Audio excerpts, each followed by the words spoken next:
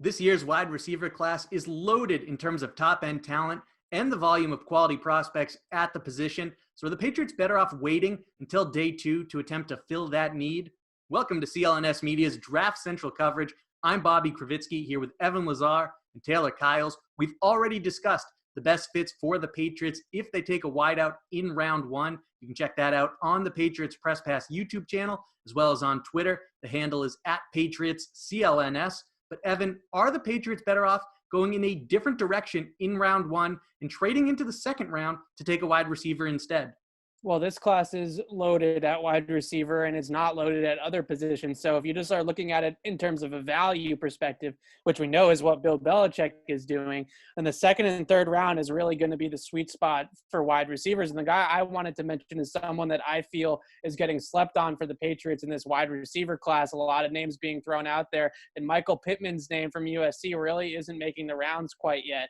But when I watch him play, and I know the Patriots have kicked the tires and done their homework on Pittman also, when I watch him play, I see more of a possession receiver than a vertical receiver. I think a lot of the highlights that people see when they pull up his highlight reel on YouTube or they just search him on Twitter are all those jump balls that he wins down the field. His ability at 6'4" to go above the defense and really come down with contested catches. Although that's impressive, when I really watch his tape and you break it down target by target, you see that he's a really good kind of possession, move the sticks type of guy, that he runs underneath routes with really good precision and kind of NFL savvy. So he has the ability to, create separation on a slant route or create separation in a zone coverage and sit down in the pocket in the zone in a passing window. He's got the ability to really use his size to box guys out at the top of routes, get up on the toes and cut off of it. And he ran a pretty good 3-cone time and shows some good change of direction for the fact that he's 6'4", 215 pounds. So he's a guy that gets labeled by a lot of people, like I said, as solely a contested catch guy, a jump ball receiver. But when you really start to break down his tape, he's more of a possession guy. And the guy I keep on coming back to in terms of a pro comparison is Vincent Jackson, who had a little bit of both of that, right? I think the one route that Vincent Jackson always lived off of is the back shoulder. That's a route that Pittman really likes a lot too. But again, it's the ability to win underneath the defense as well as take the top off with the big plays that impressed me with Pittman. And my potential day 2 guy is another big receiver who I think could have fantastic value because he has a skill set of someone who in most drafts would probably go on day 1, but just because of the absurd depth in this class, he's going to get pushed down. That's T. Higgins. Now, he's someone who I didn't honestly love the first time around when I watched him. I heard some people who I really like kind of speaking really well about him. So I said, okay, I'll go back and watch. And when I watch closely, one thing I really liked is obviously the big thing that stands out about him is he is a legitimate thrower. He's got the speed. He's got the size. He's dominant at the catch point. I think he's nice on double moves as well. But what also stood out to me was I can see that he's trying to work on his route running, which is very important because I don't think he's very refined in that area, but it's something that he's definitely improving in. I think he could also use his hands better. When you talk about what the Patriots like in their X receivers, and I think that's really where I would like to see them kind of lead in this draft because I don't think they have a true guy who could dominate there yet in terms of what they kind of look for, especially with someone like Stidham who has a good deep ball. So I'd like to see them push the field a little bit. T. Higgins has those downfield ball skills, especially in the intermediate of the field as well. So in their play action, those digs and those deep in cuts they like to run, I think T. Higgins would be a big target who could body out defenders and win at the catch point there. So if you're talking about a guy who could give you really good value later in the draft, T. Higgins is someone who really jumps out to me. Really good value later in the draft. How about the third round? That's where some teams have T. Higgins right now after his pro day. The Buffalo Bills were apparently in on T. Higgins up until his pro day. Then he went and ran a 4.6 at Clemson on his pro day, and the very next day they traded for Stephon Diggs. So they are out on Pittman, or out on out on T. Higgins, and they're out on, a lot of teams are out on T. Higgins right now. And I think that that's going to be the interesting thing about him is if you can have him outside the top 50, then that's a really interesting player to start considering, even though he does have those athletic limitations.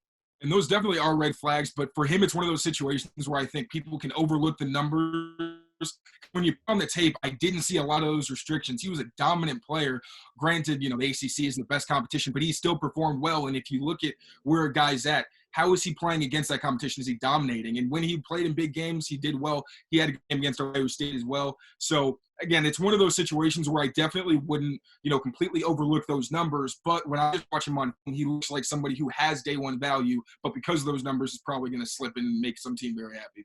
It's a balancing act, but you guys are right. T. Higgins, before the pre-draft process, was being mocked as not only a first-round pick, but someone the Patriots might be taking at 23. And in some cases, people had him going even earlier than that. Now it seems like he's falling into the second round. Evan is telling us that he might be falling into the third round. Another surprise that I think Patriots fans are not expecting is someone that most people are high on, drawing Tyreek Hill comparisons, in fact, is KJ Hamler from Penn State. But Evan, you're not quite a fan of his.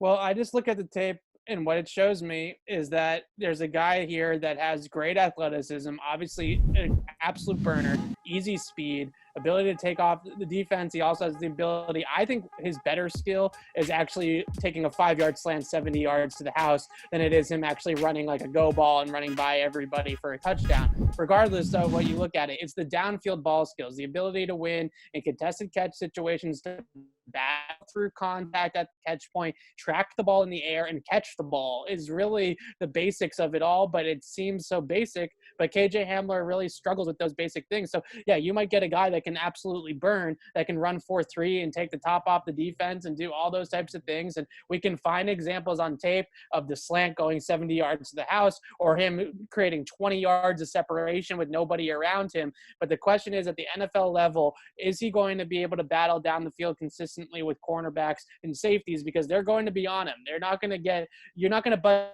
too many coverages in the NFL, right? So he's not going to be wide open all the time. So the question is can he fight through that contact? Can he win at the catch point? And I just saw too much inconsistency there from his tape. I mean, his tape is absolutely littered with drops. They're all over the place. He's got most drops in this class by far of any receiver prospect. So that's why I'm out on Hamler. The athletic ability, the speed, the burst, all that stuff is great. But if you can't finish the play, then that other stuff really doesn't matter. Evan, you knocked it out of the park. One other concern that I have is the size. He's someone who I don't think has the height or really the build to survive on the outside unless you want to put him at the Z and kind of move him around just to make sure he doesn't get a lot of press coverage. I think he's probably going to be relegated to the spot where I don't think he has the size to really survive there. I don't think he's really got the toughness. And then when you even mention the hands, that's another thing. If you're not going to be outside, you're going to have to be able to catch passes over the middle, kind of take a beating. I'm not sure he can survive in that role. And like you said, with those downfield ball skills, it's great that you can take the top off. But if you can't make the catches, then you're not really helping anybody. It's, something defense has to think about. It's something you can incorporate into game plans.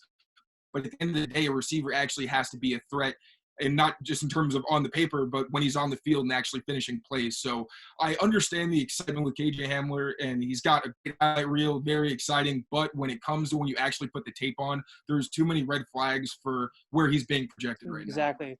That's the biggest thing, is that you can get Hamler's skill set from Devin Duvernay in the 3rd or the 4th round, or Darnell Mooney from Tulane in the 6th or the 7th round, and you're still going to get a guy with 4.3 speed that can take the top off the defense that isn't going to cost you a top 50 pick. That's the biggest thing with Hamler. It's not necessarily that I am knocking the player all that much. It's just the value of taking that type of skill set in the top 50 versus waiting for it and just getting another guy that can burn like that later in the draft just doesn't make sense to me.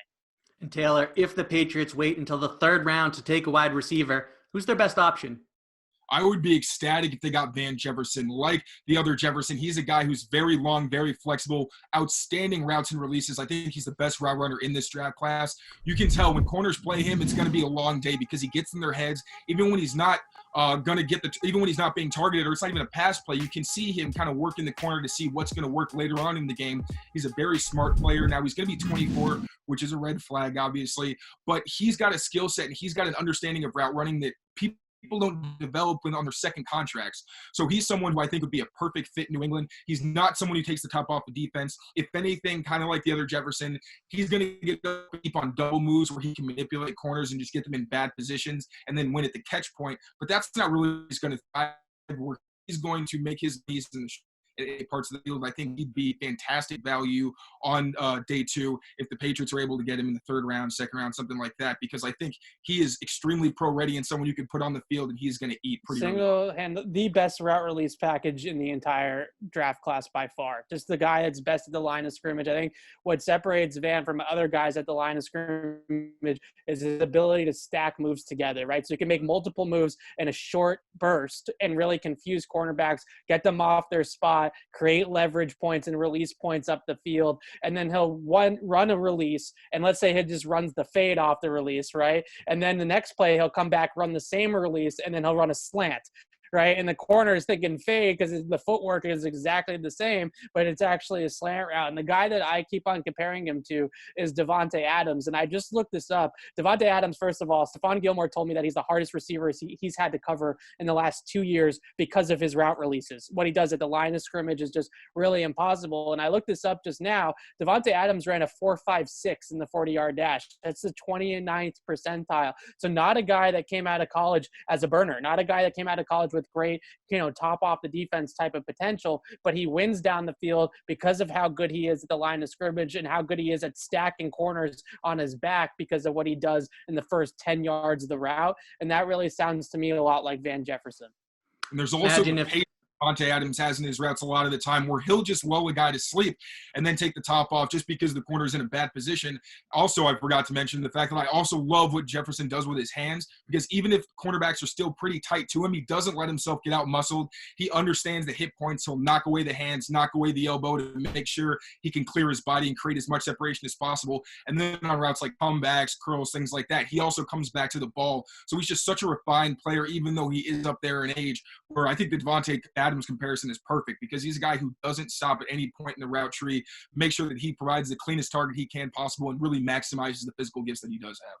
The idea of Van Jefferson serving as a security blanket for quarterbacks is something that I imagine fans of teams around the league, forget about just Patriots fans, are infatuated with, something they'd like to see their team go ahead and get the former Florida Gator in the third round of this draft. For Evan Lazar and Taylor Kyles, I'm Bobby Krivitsky. For all of our Patriots-related content, including Evan's Big Board, featuring the 50 players who would fit best in New England, check out clnsmedia.com and subscribe to our YouTube channel at Patriots Press Pass.